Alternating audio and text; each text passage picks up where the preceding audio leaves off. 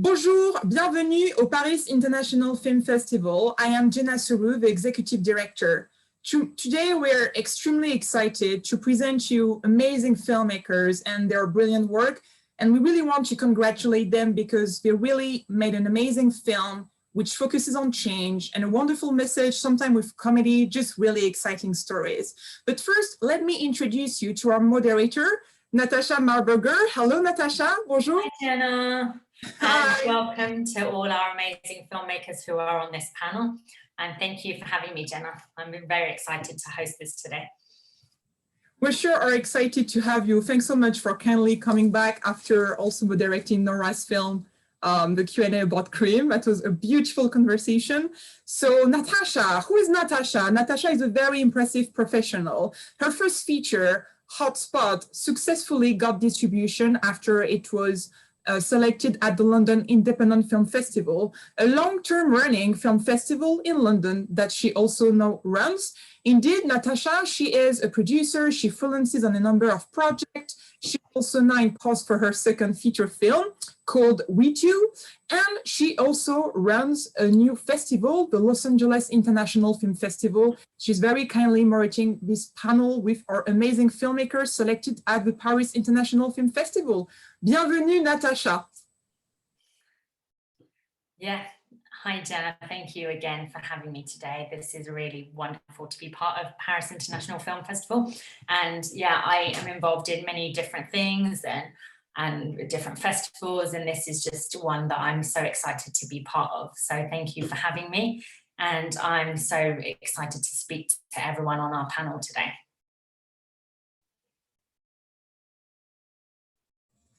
Would you like, maybe if everyone wants to quickly introduce their films, because I can actually see some brilliant posters.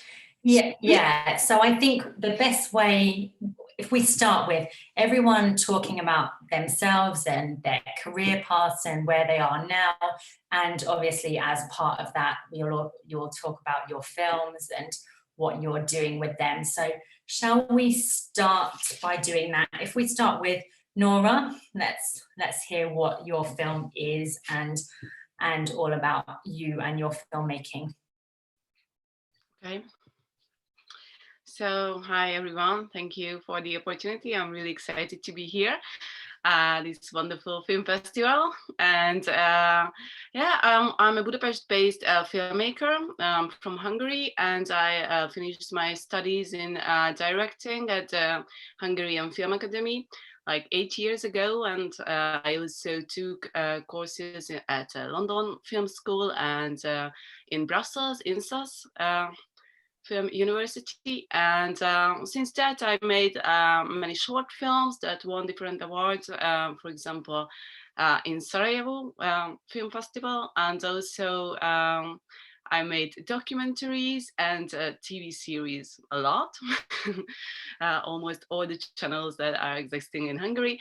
And I started my first feature film like 3 years ago, and it was released 2020 September. And now it's in your beautiful festival. So actually this titled Cream, and it's a dramedy or romantic comedy. It depends on who watches it. And actually, yeah, it's about love and about what kind of picture do we have about love, and how can we cope with it, and how can we find some kind of real aspect of long-term relationship, and yeah, we deal with that questions. Very quick note about that, Natasha, if I'm allowed, is that our festival is ending this year on Valentine's Day, so you'll get to spend Valentine's with us. And really, anyone who is available, you must catch this film. It's absolutely wonderful. I really loved it. Thank you. Cool. So who wants to talk next? Mindy, why don't you tell us a bit more about yourself and tell us about the in-between? Hi, everyone. I'm Mindy Blendsoe. I'm from the United States, based out of California. I'm the director, writer, and actress of The In-Between, which is a buddy comedy, dramedy road trip movie. We've got two friends who set out across the American West on a 4,500-mile road trip. While they've got a couple of personal things to deal with, and they also have some medical issues that they deal with. And it's a good road trip movie. Fantastic. So let's talk to Ashley. Tell us a little bit about yourself and why you decided to make the film Pioneers in Skirts. Tell us a little bit more. Oh, yes. I'm Ashley Maria. I'm the director of Pioneers in Skirts. And it's a film that follows my own story to understand the gender bias, the sexism, the stereotypes that women are just continuously confronted with in their careers. And then what do we actually do about it? How do we actually start to move our culture towards change? You know, it's about creating empathy and helping people understand what women are going through. And funny enough, Mindy is in the movie and she's got some pretty amazing lines in it. So you should go and watch it just for that. But it was a movie I had to make. I actually started out as a horror film director, and that's how Mindy and I met. And, you know, I was saying, why am I not getting the opportunities as my male counterparts? Is it me? And the truth is, there's so much going on in our culture that is making it, you know, making me look like not a director, basically, is what I can simply say. So we start out with my own story, but then we get out of the film industry as quickly as possible because, frankly, they're not doing enough. And it's a film I had to make in order to really see the light at the end of the tunnel. And another fun fact, I made it with my mom. So Leanne is our producer of the film and my mom, and it was basically an odyssey. And so now we're here at the Paris International Film Festival, and it's our big Paris European premiere. So we're so happy to be here. Excellent. Well, happy to have you. I'll ask a little bit more about that in a minute. So who else? Let's talk to Olga. Tell us a bit about what you've been up to, and also tell us about your film Anna. Hello from Ukraine. I'm based in Kyiv. I'm Ukrainian film producer and work already more than 10 years in this industry.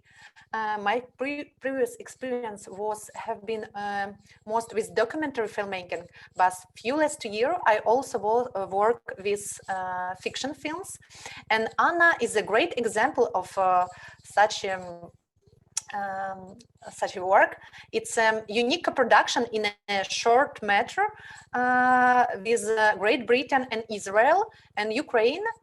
Film have been filmed totally in Ukraine, but with Israel director. And Anna have been started his festival life from Cannes Film Festival, from main competition, and we have already more than 350 festivals. So it's a really big film for us. And I'm really happy to be a part of such an international great team to present this film today in the Paris Film Festival, also participate here with you. And want to tell that Ukrainian film industry is really fast developing now. So if you are interested in any co-productions or any help, any shooting in Ukraine, I will be happy to tell with you about all these questions. Oh, fantastic. Well, we will definitely explore that a little bit more. But first of all, let's go to Lisa. So Lisa, tell us a little bit more about The Big Kitty. Oh, thank you, Natasha. And congratulations to you ladies for your films. I'm really looking forward to seeing them. The Big Kitty, well, I'm a visual artist, as is my husband, Tom, and he wrote the film, and it was like 12 years ago we started making it. So it's a totally independent comedy film noir that is a feature, and it stars all our artist friends in Melbourne who are major cinema buffs as well, and our cat and Tom's son, and we filmed it, we acted in it, we produced it, we did the catering continuity, which sometimes slipped up a little, and all the costumes. And it was really a labor of love to get it done, totally financed by ourselves, you know, credit cards basically. And we did a lot of research into the lighting of 1940s. Tom and I both love cinema, had a lot of books on cinema, Hollywood cinema, European cinema, and we are thrilled that we finally got this incredible, crazy project finished. I mean, we could have built a chateau, but we've made our film, The Big Kitty. And everybody's really excited to see it. And I'd like to say hello to our friends in Melbourne who all star in it and have been waiting for this moment. And I'm very thrilled that we're in Paris right now, because years ago I lived in Paris for 5 years and studied at Cours Florent, where Jenna actually did. And I think I'm the first Australian graduate of Cours Florent. And then I gave up acting, but never my love of cinema, and have done a couple of plays, and Tom had made a mini little film.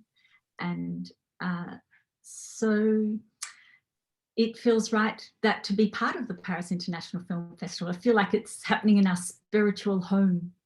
And we even had our cat brought over just before the second lockdown, which was a huge thing because there's no more traveling. It took 75 hours for him to come from Melbourne to Paris on one of the last Emirates flights. And so we're all together and can enjoy this. Wow, well done. That's amazing. It's good to hear stories like this. So I'm going to start by exploring a little bit more about the different film industries. We've got a very international group of people on this panel. So let's start first with Mindy and Ashley. You're both based in the US and your films were made there, were they, both of them? Entirely? Yeah, okay. So tell us a little bit more about the film industry. Was it, well, Ashley, you said it was very, very difficult for you to make your way. You had a horror film previously. So just want to talk a little bit more about your experiences that led you up to the point where you are now. And then we can talk about the film industries in the other parts of the world as well. So let's talk a bit more about the USA. So Mindy, what were your experiences? Were they similar to Ashley's? Well, to start with, I went to school in a small college in East Texas. They had a small film program. So, and you know, it was a great film program, but it didn't actually connect me to anyone who could give me a job in Hollywood. And there is a very interesting bias that happens in the United States when it comes to filmmaking. And that is, if you're not making it within the Hollywood bubble, then you're not real. So to start with, I mean, coming out of the South as a filmmaker, that was my first obstacle to overcome, is that I'm not only a female, but I am real. Just because I came from Texas and I don't want to live in Hollywood, I'm still a filmmaker. So for me, I had started making, I made 5 short films before I ever moved to Hollywood. All of them won awards at festivals. And yet I couldn't get a meeting or an interview with an agent. I mean, I couldn't get anything.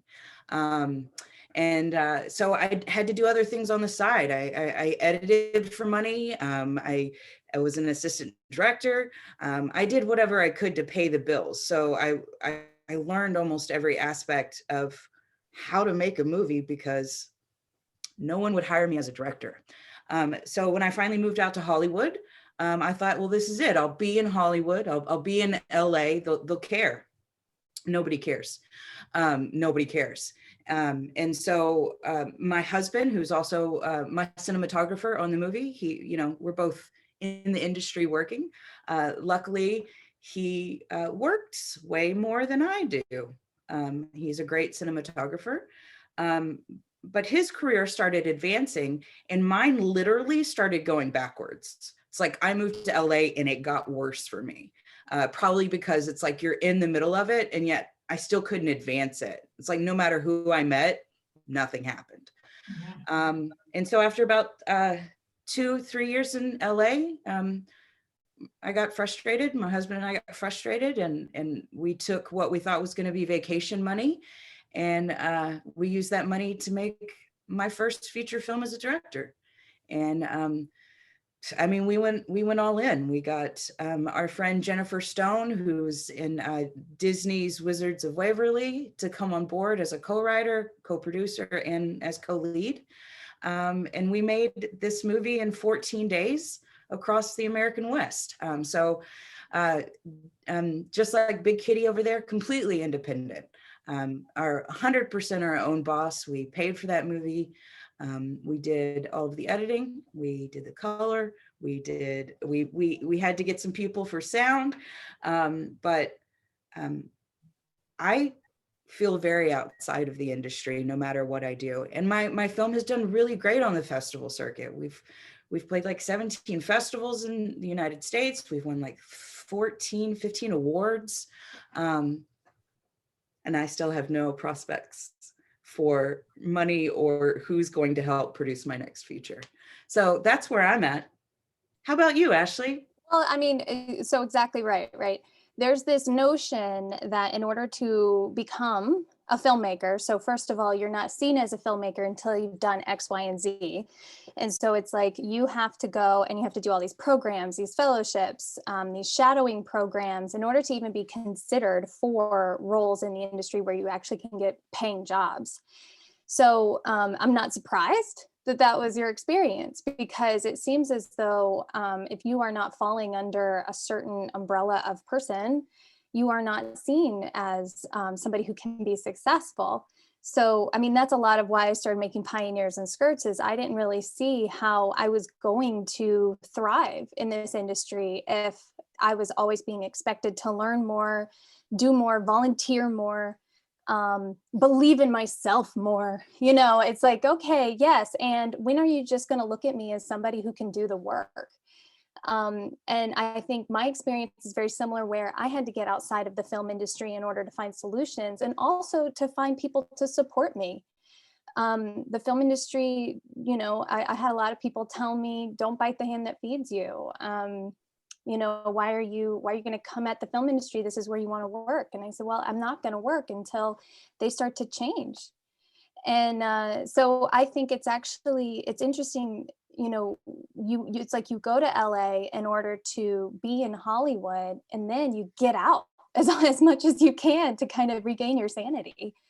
But yeah, we got more support for this topic once we got out of the film industry. And I think, you know, unfortunately, thanks to the Me Too movement, a lot of people, especially in the US, started to see that, hey, there is something going on, and we can't just, you know, brush it off as that was the past. Interesting. So what's the situation like in other places? Lisa, tell us a little bit about did you shoot the film in Australia? Yes, we shot it all in Australia and a little bit in Paris, because a French artist friend really wanted to be in it. So we were here and we wrote a little part for him and filmed it. But actually, it was a surprise to realize that, you know, we considered trying to go for funding, but there was no crossover field for visual artists to go into making an art film or anything. It's like, it's just not done. And like the Arts Council of Victoria or the Australia Council would not even consider us. I mean, it's hard enough even as a visual artist to get a grant, because it is not a hugely philanthropic country, Australia, so it is very hard. You really have to work hard to make things happen. So we ended up, you know, borrowing a camera for one summer, because my husband Tom was working at Swinburne, where they taught, he was teaching art part-time, and they taught film and TV. And the tech guy, Tom's really great with tech, and started teaching animation, and she borrowed a camera and some lights, and then we said, okay, well, we can just go ahead and make it ourselves, and we're just going to forge ahead and make it little by little. And all the sets, and whenever we could borrow someone's studio, our own studios, our own apartment, a friend's house, a building that was about to be demolished. We pounced upon that occasion and took that opportunity to use it. And so there was actually no crossover, no funding ever available. And so we didn't even really count the budget. We just used our credit cards and went ahead. But at the end, though, we were very lucky because we had no connections to the film world. A couple of filmmaker friends gave us some tips on lighting, and that you could even use like garden lighting from a hardware shop that were very strong. And so we worked out budget ways of doing things, and lots of the sets were made of found objects. And a friend was working in a thrift shop and sourced lots of outfits as well that complemented the wardrobe department. And we had a friend of ours in the film who's a life model and an artist said at the end of the filming, I have a friend who works in post-production, and and he had her on the phone, and she said, oh, well, I hear you've made a film. I'll come over and watch a little bit of it. And we said, okay. And so she came over to our lounge room, watched 5 minutes on the computer screen and said, oh, I like it. Can you put it on a key stick and let me see the rest? And so she went home, watched it, and then she rang the next day and said, I've shown it to a friend. We'd like to come around and visit. And they came over and they said, we can't believe you've done this all by yourselves and you're not even filmmakers. And they said, we'd like to help you technically, because we were stuck in post-production. That's one thing we couldn't do. We'd edit it as much as we could, but we couldn't do the whole of post-production. And so we had a fabulous editor who came on board, who, you know, the top in Australia. We just got really lucky with post-production. And Anne Carter, who'd just been working on a Foxtel series of Picnic at Hanging Rock, was between jobs. And she said, I want to come and help you guys if you will allow me to help you. And so she came in and edited our film, and it really romps along, which is great because it was a bit too long and we didn't want it to be boring and it needed a fine edit. And then they put us in touch with a sound person and a picture quality person, but also all the music was researched by Tom through archive.org. So that was all Creative Commons. And I did all the makeup and everything. So we did it, and with no help. And we're very happy with the result. Amazing achievement. Well done. So, Nora, I'm going to go to you. Let's see, is the industry in Europe any better? What's it like in Hungary? Yeah, it's very different, of course, from the US industry. And there are advantages and disadvantages, of course, as all the films are made by public money, actually. So, and it means that now in Hungary, it's a quite centralized, like everything, but this is quite centralized as well, that we have only one institution called National Film Fund that was settled a year before, because it's also challenging that every 3, 4, 5 years the industry or the funding system is changing a bit. So you always have to catch up and just follow what's going on right now. But mainly the thing is that now we have only one institution, and there is a committee, and they make the decision whether you can first you can get money for developing your film, your script. And once you've done it, and if they say that yes, they're still satisfied and interested, you can go to a pre-production phase, and at the end, if everything goes well, then you get the money for the production. So this is the system, actually, and now the TV and the film is the same institution. And yeah, so it's also a big question. I think that this public funding raise is that the role of the producers, because in the States, or if you are if you have a self-funded film, then of course you have all the rights and you can make decision on everything. So you have a kind of freedom, which is good. And when you have a producer, but like 100% of your production was funded by the government or by the public money and by this institution, then the role bit of the producer and what, for example, about marketing questions or even some production questions. So there are so many things where the directors for a few years now in Hungary has no such rights that we had before. And it's because we had a new institution, and for 5 or 6 years, or maybe a bit longer, there was Andy Weiner. He was an American producer, for example, produced Terminator, and that's like big blockbuster film. And he was the leader, he became the leader of the film fund. And he changed the system and was thinking as a studio to the film fund, but it wasn't a studio, of course, because it was a state-owned institution. So there were some controversy, and there were good things and bad things in it. But from that point, the producers and directors' role has changed a bit. And now, for example, we are fighting for our rights as directors. So it's maybe that's interesting. And otherwise, I think that to release a film, especially in 2020, it's not easy, but any other time either.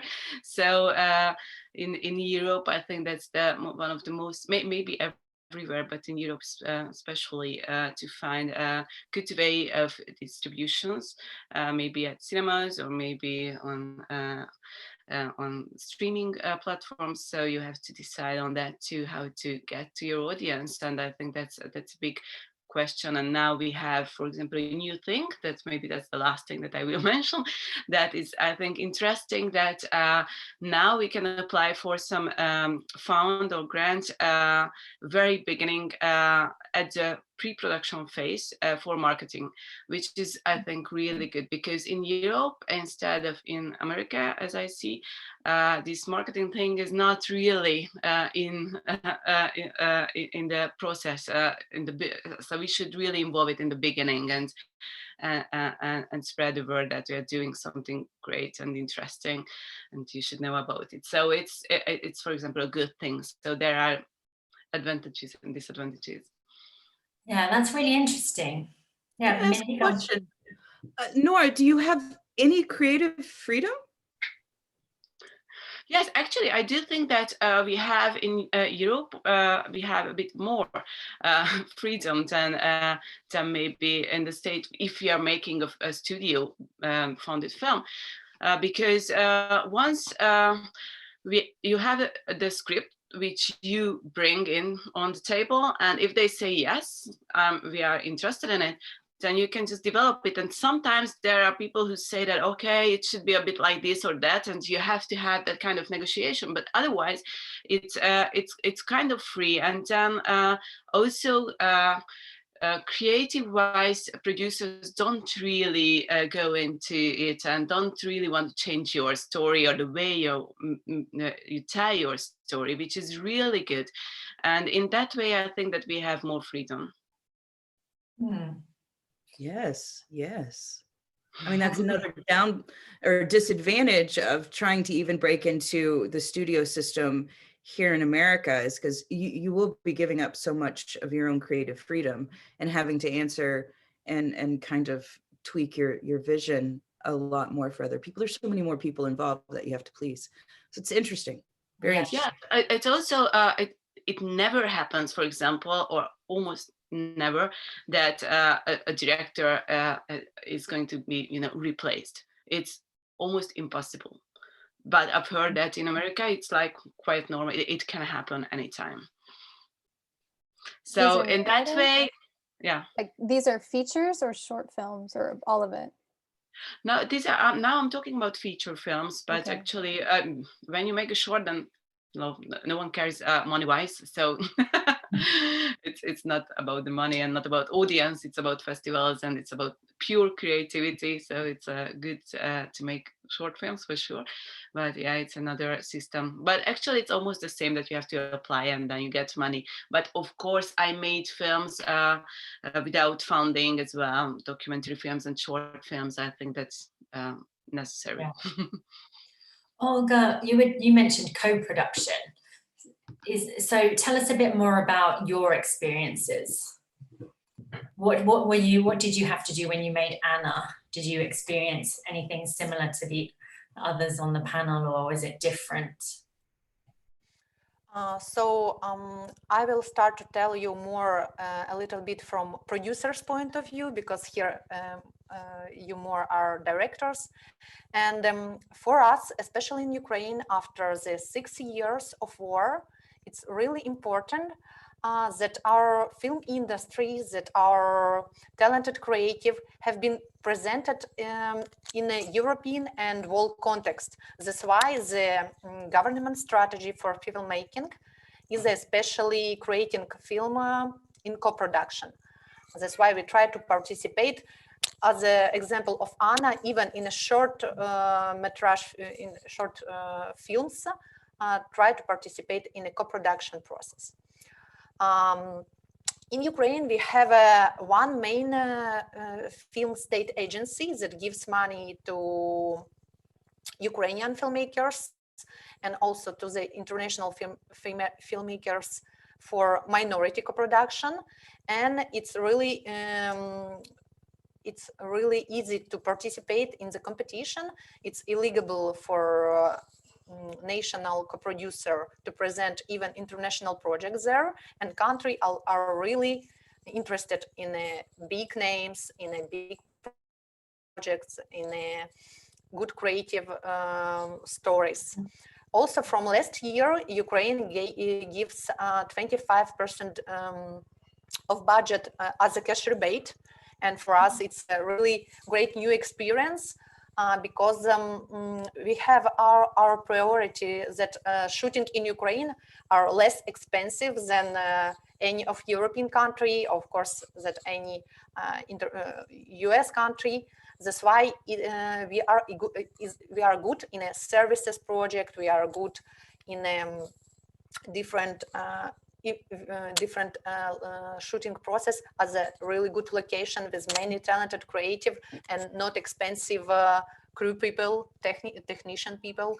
That's why we are really happy to start to do all the project in a co-production. And Anna, it was such kind of experience when the Israel director comes to Ukraine for filming here Ukrainian story. And the result, which is quite really successful, as we may see from all these many festivals, it is a good result. So Anna is a really good promotion of Ukrainian capacity to participate in such a big international project. Wow, that's really exciting. So is it 350 festivals so far? We start from not last, but 2019 Cannes festivals, and till now it's 350 festivals. So it's a little bit more than 1 year. Cool, that's amazing. So Paris International Film Festival is number 351 then? But one of the best. So glad we've made the cut, Olga. We're so glad we made the cut. Yeah. Wow. So to follow up on that, I want to hear everyone's experience of French cinema or France or Paris. What's your experience and why have you decided that you have to be involved with Paris International Film Festival? Who should we start with? Who wants to go first? Come on. Olga? Yeah, I may start because, sorry, in the 5 minutes, unfortunately, I need to leave you. So my personal experience, especially with French cinema, a few years ago, I have finished a French European program for documentary film producers, Eurodoc, and have met a lot of creative creators from Paris, from French. I have been in a French-speaking group, and after this 1 year of studying, I really appreciate the open mind creativity of French filmmakers, because I was so surprised in Ukraine, especially in documentary filmmaking. We are making film in Ukraine about Ukrainian story, and in my group, all French filmmakers, they have make their film in Latin America, Africa, around the world. They're really open-minded, yes, about and it's such a great people, and I really love French cinema. That's why I'm a total big fan of French festivals, French people, and French cinema. Excellent. And Lisa, tell us a bit more about your experience and your passion for French cinema. You moved to Paris, didn't you? You live there now, so. Yeah, I am here in Paris now, and but I first moved to Paris in 1989, and then I just changed my life. But I ended up studying acting, and that was when a fellow drama student of mine was an usherette at the Cinema Le Saint-Germain-des-Prés, and I was like, oh my God, what a dream job. That is what I'm dreaming of. I've been working as an au pair and a chef, a waitress, you know, just all night, and then I love cinema. And then one day I get a phone call and she says, Lisa, someone hasn't turned up, come on down. And I was living in a shoebox in Montmartre, and I got on my bike and I rode straight down, and I ushered in with my hand, you know, and I only earned tips. That's all it was, ouvreuse, only tips, with a torch and a little bag, and you tear the ticket and somebody comes in and you hope they give you a gold coin. And there in between shifts, I studied all my drama roles in the staircase and the stairwell, and I met the cinema makers. Everyone came to the Cinema Le Saint-Germain-des-Prés. Eric Romer had all his film launches there. Gérard Depardieu organised a John Cassavetes film festival, which was just mind-blowing. That was a whole new thing. I got an incredible education. There were Orson Welles festivals, Jeanne Moreau festivals, and Catherine Deneuve came to the cinema, Jane Birkin. Marcello Mastroianni came one night, but I had to change my shift to study for a play, so I missed out on that. And also, I got the chance to go to every cinema for free.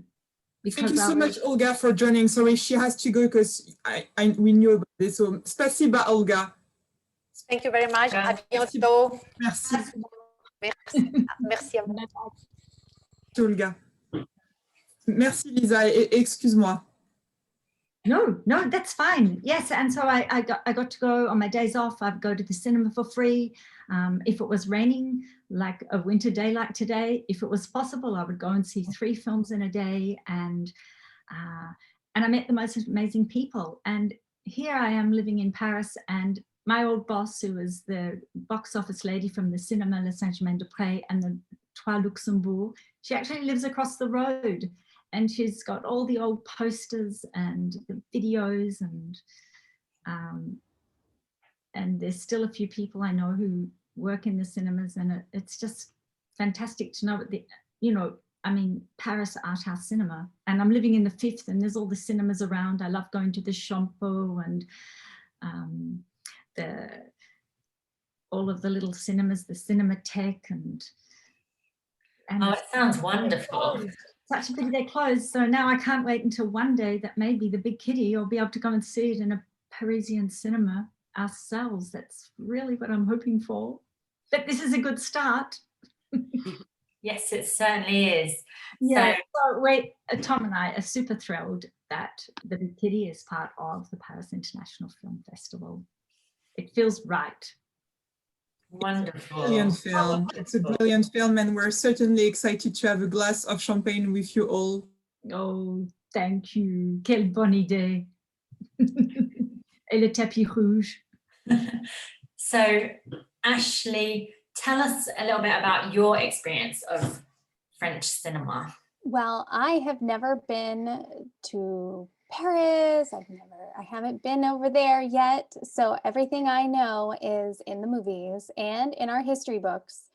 So I will say, I mean, I want to go just to be able to see where everything was really discovered.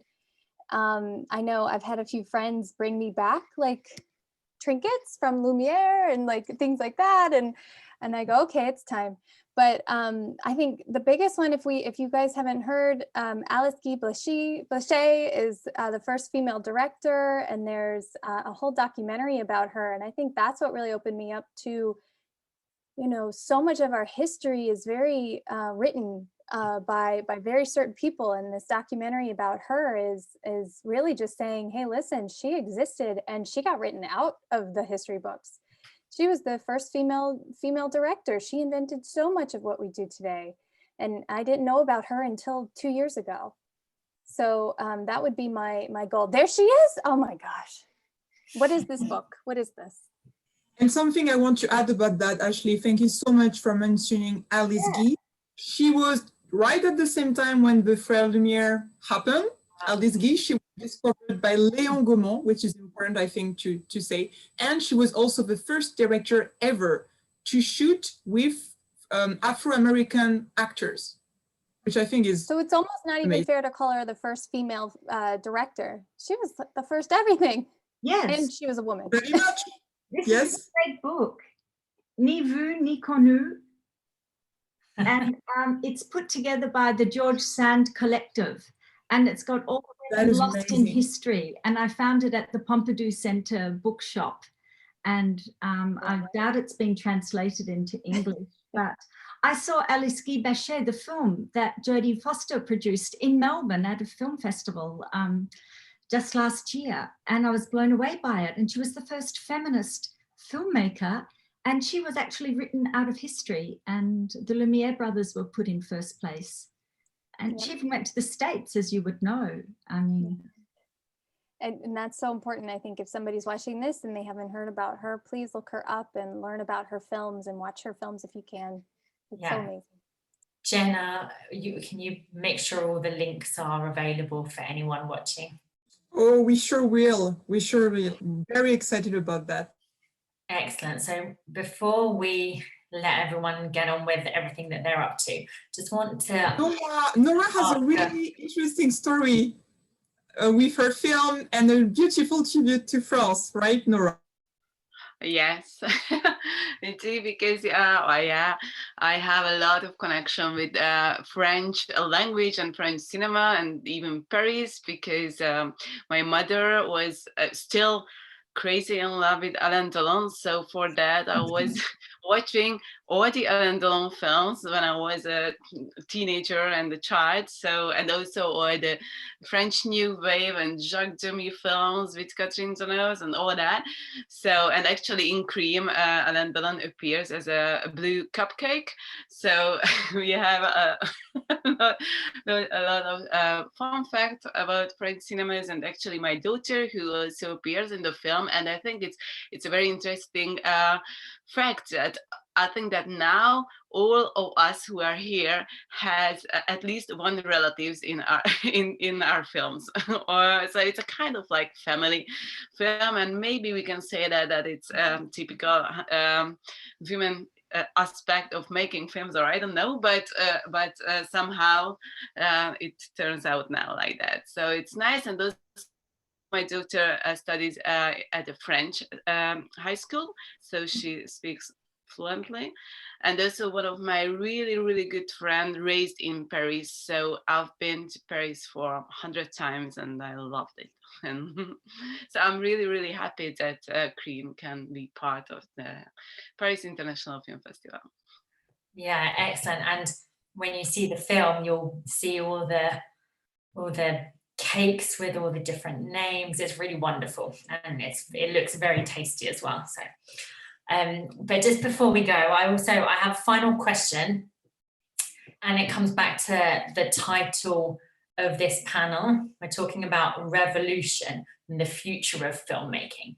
So for everyone, what are you up to now, or what's next for you? And how do you see film changing and adapting and moving forwards from where we are now? So I'm going to throw that to Mindy first.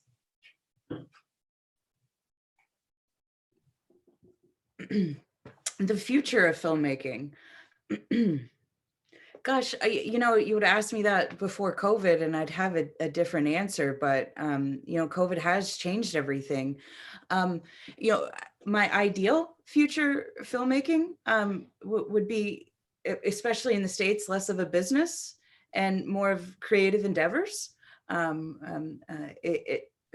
me, you know, when it always comes back down to the dollar, we lose creatives that could be part of telling stories. And, you know, I would like personally the future of filmmaking to be more about storytelling and less about how much money we can make. We take that god awful dollar out of it and we're going to get so many more creative stories and so many more different types of creatives that could step forward and tell us stories that we've never even heard of. That's what I would like. Do I really think it's going to happen? Not in America. We love our dollar. That's what I would like. Someone else give me something better. Do you think, you're smiling there, Ashley, do you agree? Well, so one thing that I think about a lot, especially I made a social impact documentary, and we're seeing how well it's being received, again, like I said, outside of the film industry. But I think films, they're being made by people who have passion, who want to impact change for the most part. And I think films are going to be used more to educate the public, to create more empathy towards another person. I mean, we're using Pioneers in Skirts right now to create conversations with families, with companies, in schools, to raise awareness to what women confront, but then also help people see that they can do something. There is hope. And so I see the future of filmmaking being more about how do I better the world? I mean, with COVID and everything, I think a lot of us filmmakers said, can I make a piece of art that's going to really impact people right now? Can I make them happy? Can I make them think about their situation outside of this? And then luckily we finally, as a country, for the most part, got together about Black Lives Matter. And with that, I think a lot of people are opening up their minds to one bias and seeing how much there is around us. So I guess I feel right now for the people who just want to make a lighthearted film, I think the US is very much like, we need things that are going to actually start a conversation and impact change through the next few years. I think a lot of people want that right now. They want to know how they can be better because they're seeing how backwards we are, finally. Yeah, and my film actually deals with chronic illnesses. Both my characters have invisible or chronic illnesses. One of them has type 1 diabetes and the other one has complex regional pain syndrome. And one of them is a really well-known illness and the other one is a very rare, not known about illness. And I'm ecstatic that my film has actually been a tool for a lot of people with complex regional pain syndrome. They're using my movie to show it to their family so they can start a conversation about what it's like living with chronic pain. So, it's fun. I have a fun buddy road trip movie, but it's also this tool that people are able to use. And I'm hoping it's bringing more awareness to a chronic illness that most people have never heard of. And that brings more empathy, and the more empathy we have for each other, the better we all can be. So just like with Black Lives Matter, we're seeing how backwards we are, and that's not just about race, but that's also about ableism and misogyny. Like it's all in there. It's all coming out. Mm-hmm. So yeah, I'm on content board we with need. Ashley. Like we have to keep telling entertaining stories, but those stories have to mean something now. They kind of have to mean something.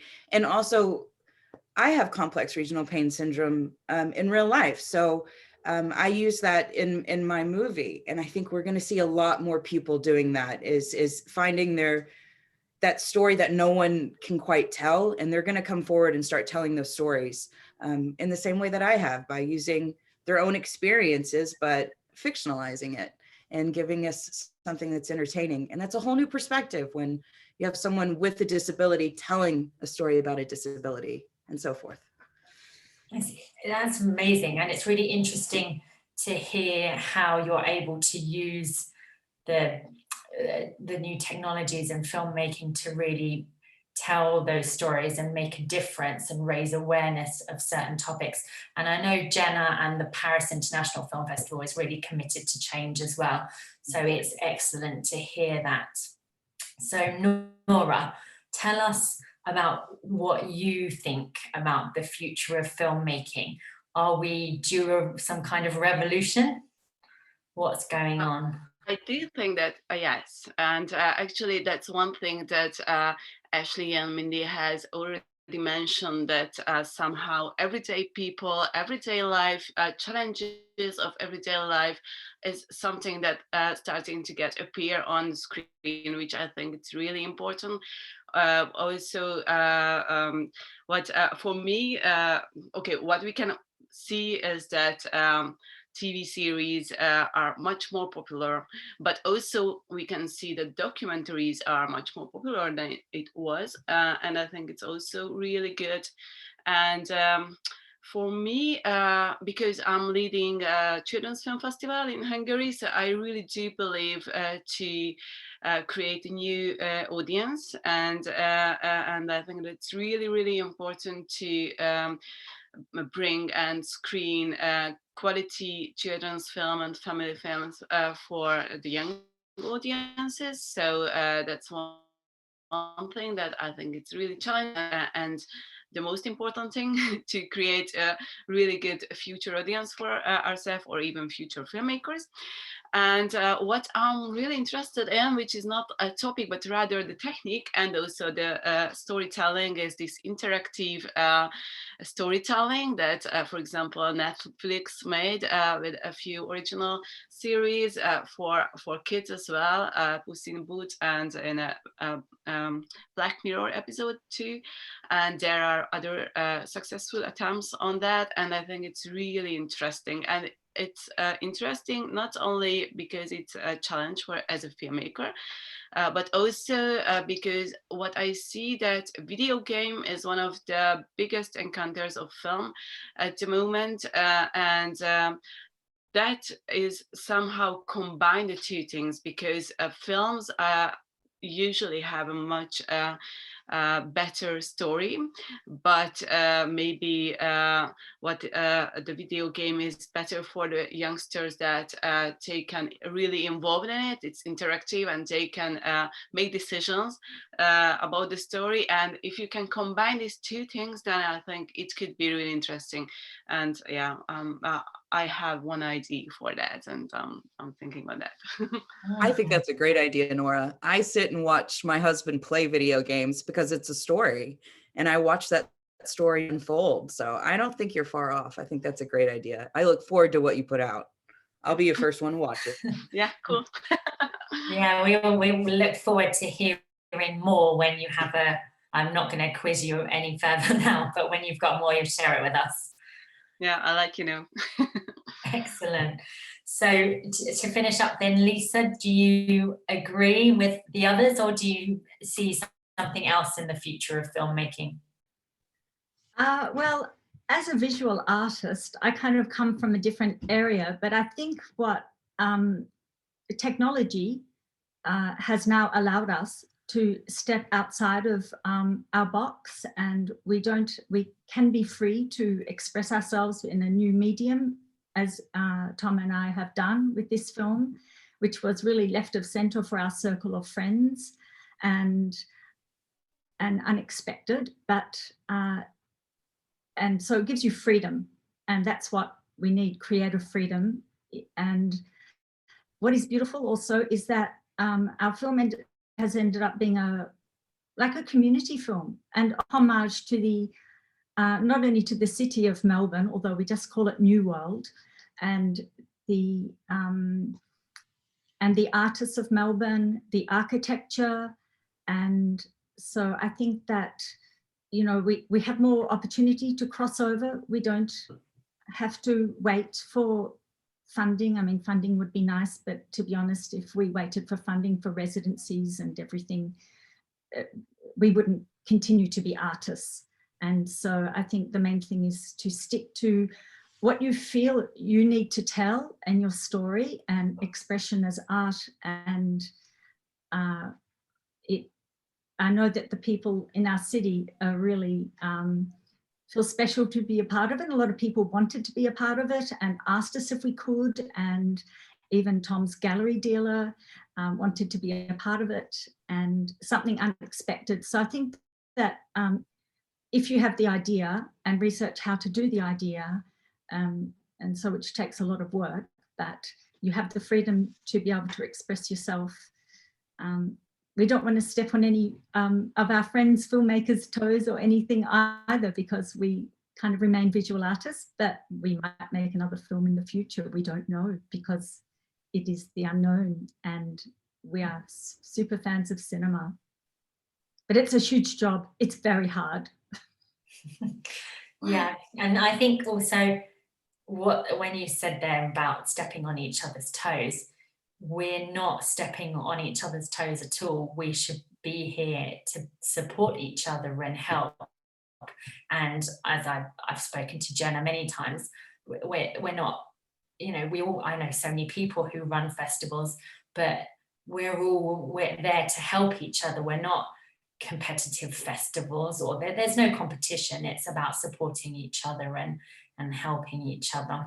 Well, that's what I think is beautiful. And I think that is what is beautiful about the arts. And we have a lot of friends who are writers, musicians, and filmmakers. And I think it's beautiful if we can all have a dialogue. And we have, you know, musicians and writers, but mainly visual artists in our film. But it created a lot of interest. And it's good to hear that you haven't been put off completely. You might make another film. We might. You might. Good to know. Never say never, as they say. Yep. So I'm going to pass back to Jenna now. Actually, I'm going to throw the question back to Jenna, because Paris International Film Festival is all about change. So what does that mean to you and to Paris International Film Festival? What's the revolution? Are you starting the revolution, Jenna? Definitely. Actually, our vision is really to shape as much as we can the future of the filmmaking world. And thank you so much, Natasha, for being such a wonderful moderator, and to the filmmakers around this table for sharing your story. Because we at the Paris International Film Festival, and thank you for asking, Natasha, because I really have to thank first the amazing filmmakers who are selected. Just like you tell your stories with so much humility. And I think it's really important for those who are watching this or listening to this to realize they can be part of your journey. We talk a lot with the pandemic about who is behind the food that we eat, the clothes that we wear. I think it's important to start really a conversation about who is behind the films that we watch. Think about your favorite film. Who is behind that? Thank you, Mindy, for nodding. It's really encouraging me. And I think it's important. Who is behind these films that we love so much? Who are in the cast and crew of these films? Look at the credits. It's not a secret. Just look at that. And really, we talk a lot about funds, and we talk a lot about many things. Politics, there's a lot we can talk about. But there is one thing you can do now, even in confinement, even in the lockdown, even if you're in an island. You can share these filmmakers' films. You can watch them in the virtual cinema, but you can also share the links on social media. You can reach out to them. I'm sure they will love for you to reach out to them and really be part of these journeys. You know, you have a sister, a mother, a friend, a neighbor. Are you encouraging her? How are you looking at her? Are you giving her an occasion to speak about her work? This is a conversation we want to have at the festival. And I have something to say is that 60% of the films we have selected, they are from a female filmmaker, but it's very important to mention that our jury selections the film regardless of gender. And as you can see, the selection is extremely strong. So thank you so much, everyone, for joining. Merci beaucoup. Thank you, Jenna. Ready for change. Thank you so much for joining this panel. This was a panel about the future of filmmaking, revolution on the screen. See you very, very soon in one of the networking buildings.